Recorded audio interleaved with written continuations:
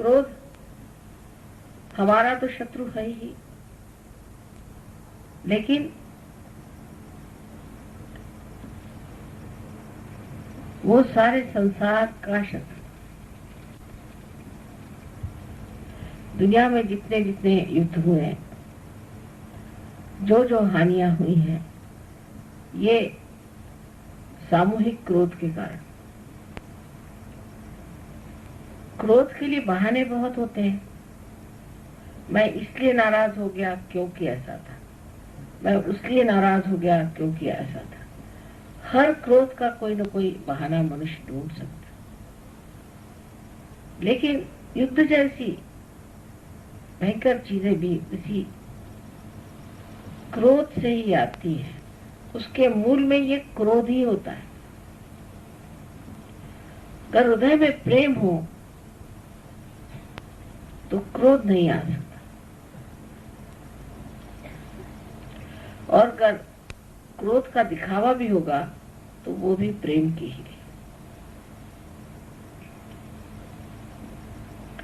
किसी दुष्ट राक्षस को जब संहार किया जाता है, वो भी उस पे प्रेम करने से ही होता है, क्योंकि वो इसी योग्य है कि उसका संहार हो जाए, जिससे वो और पाप कर्म न करे।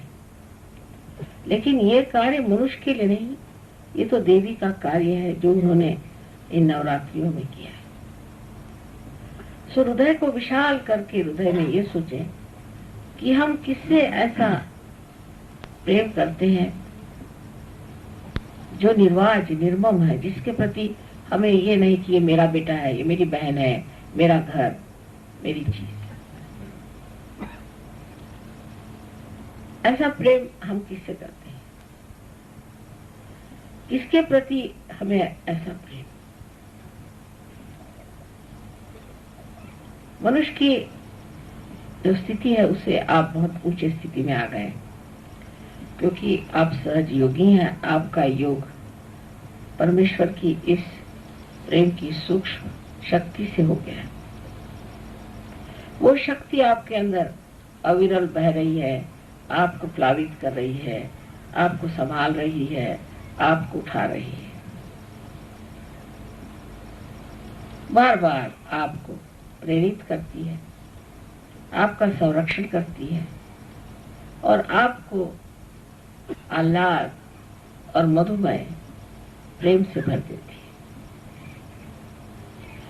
ऐसे सुंदर शक्ति से आपका योग हो गया।